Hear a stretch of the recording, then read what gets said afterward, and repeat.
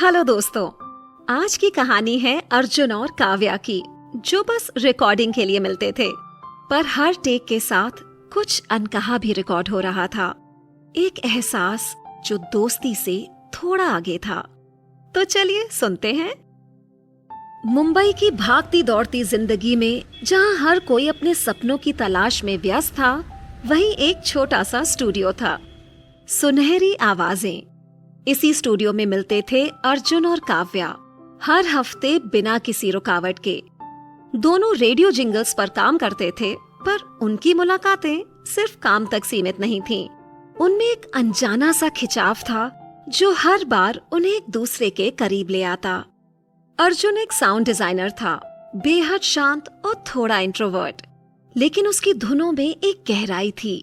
वो ज्यादा बात नहीं करता, पर जब मिक्सर के साथ होता तो हर आवाज को एक नई जिंदगी देता। उसकी दुनिया में शब्दों की जगह धुनें थीं और धुनों में एक अनकही कहानी।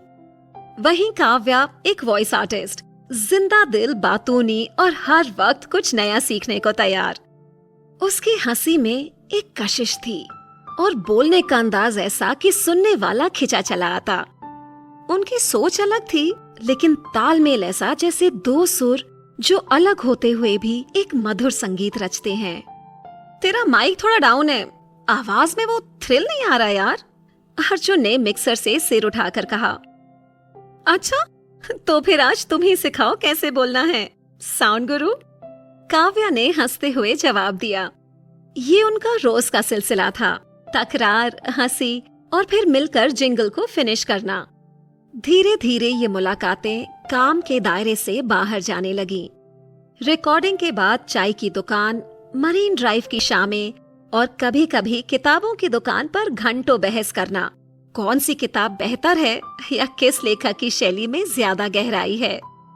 काव्या की दोस्ती में एक खुलापन था, एक अपनापन जो अर्जुन को खींचता था, और अर्जुन की शांति में एक स्थिरता थी जो काव्या को सुकून देती थी। मुंबई की हलचल के बीच उनके लिए ये छोटा सा स्टूडियो और वो छोटे छोटे पल जैसे एक दूसरी दुनिया थे। एक दिन जब काव्या स्टूडियो में थी तो अचानक बारिश शुरू हो गई। बाहर ट्रैफिक में फंसे अर्जुन ने उसे टेक्स्ट किया, यार लेट हो जाऊंगा आज, बारिश बहुत तेज है। काव्या ने तुरंत जवाब दिया, कोई बात नहीं, आई विल वेट। वैसे भी बारिश में गाना सुनना तुम्हारे साथ ही अच्छा लगता है। ये पहली बार था जब शब्दों ने उनके बीच की सीमा को थोड़ा सा छुआ। अर्जुन को यह बात समझ में आने लगी थी कि उसकी दुनिया अब सिर्फ साउंड फाइल्स, मिक्सिंग और फ्रीलांस प्रोजेक्ट्स तक सीमित नहीं रही थी। वहाँ अब काव्या की हंसी थी, उसके चाय के प्याले और वो तमाम बातें जो वो बिना कहे समझ जाती थी। काव्या के लिए भी अर्जुन कोई आम दोस्त नहीं रह गया था। वो अक्सर कहती, तू है तो मिक्सिंग में भी मजा आता है, लेकिन वो खुद से भी एक्सेप्ट करने से कतराती थी कि ये रिश्ता शायद दोस्ती से कहीं आगे बढ़ चुका है। फिर एक दिन सब कुछ बदल सा गया। काव्या ने स्टूडियो में आते ही कहा, मुझे दिल्ली के एक बड़े रेडियो चैनल से फुल टाइम ऑफर मिला है, 2 हफ्ते में जाना है। अर्जुन के लिए जैसे किसी फिल्म का साउंड ट्रैक अचानक कट हो गया हो। कांग्रेचुलेशंस, उसने मुस्कुराकर कहा, पर आवाज में एक खालीपन था। तू और कुछ नहीं बोलेगा? काव्या ने आंखों में उम्मीद लिए पूछा। क्या बोलूं, अच्छा मौका है, तुझे जाना चाहिए, अर्जुन ने कहा। पर उस रात अर्जुन पहली बार अपनी फीलिंग से भाग नहीं सका। घर पहुंचकर वो चुपचाप अपने कमरे में गया, लाइट्स डिम की, हेडफोन उठाया और वही गाना चलाया जो अब उसके दिल की परछाई बन चुका था। हर लाइन मानो उसके दिल की बात कह रही थी। उसे पहली बार सच में महसूस हुआ कि वो सिर्फ किसी को खोने वाला नहीं था, बल्कि वो अपने सबसे करीबी हिस्से को पीछे छोड़ रहा था।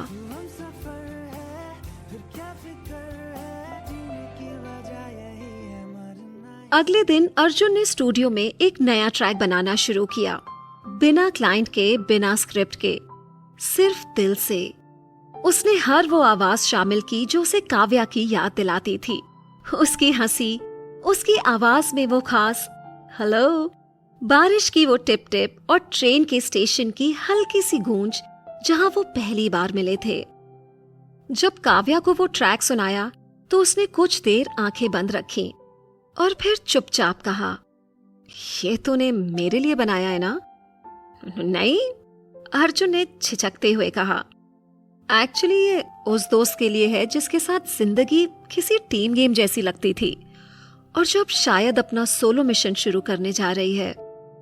काव्या ने अपनी नम आंखों से मुस्कुराते हुए कहा, तू बोलता कम है, पर जब बोलता है तो सीधे दिल को छू जाता है। फिर धीरे धीरे दिन बीतते गए और काव्या के दिल्ली जाने का दिन नजदीक आता गया। दोनों के बीच वो अनकही बातों का सिलसिला बढ़ता गया, पर किसी ने भी अपनी फीलिंग्स जाहिर नहीं की। और फिर आया आखिरी दिन। बारिश धीरे धीरे तेज हो रही थी। स्टूडियो की खिड़की पर बूंदें ऐसे टकरा रही थीं जैसे काव्या के दिल की धड़कन तेज और उलझी हुई। अर्जुन ने बिना बोले कॉफी काव्या की ओर बढ़ाई। काव्या ने हल्की सी मुस्कान के साथ ली, लेकिन उसकी आंखों में कुछ अधूरापन था। तेरा नया सॉन्ग अच्छा था, उसने धीरे से कहा। तेरे रिव्यू में थोड़ा ठंडापन था, अर्जुन ने हंसते हुए कहा। काव्या ने उसकी आंखों में देखा। तू जानता है मैं कब सच में तारीफ करती हूँ। कमरे में अचानक सन्नाटा छा गया।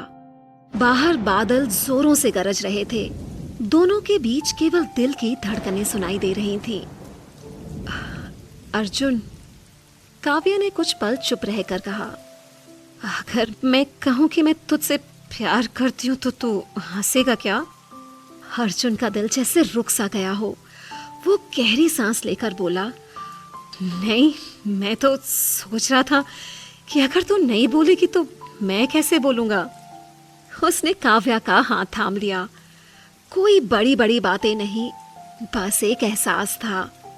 काव्या ने राहत की सांस ली, जैसे संगीत का लंबा सुर अब पूरी तरह से उतर आया हो। अब कोई फेड आउट नहीं, अर्जुन ने कहा। अब सिर्फ हम अपनी असली धुन में। बारिश की आवाज अब भी जोरों से आ रही थी, लेकिन अब वो दो दिल एक ही साउंड ट्रैक पर थे। आशा है आपको ये कहानी पसंद आई होगी। तो चलिए फिर मिलते हैं अगली बार एक और कहानी के साथ। Happy listening.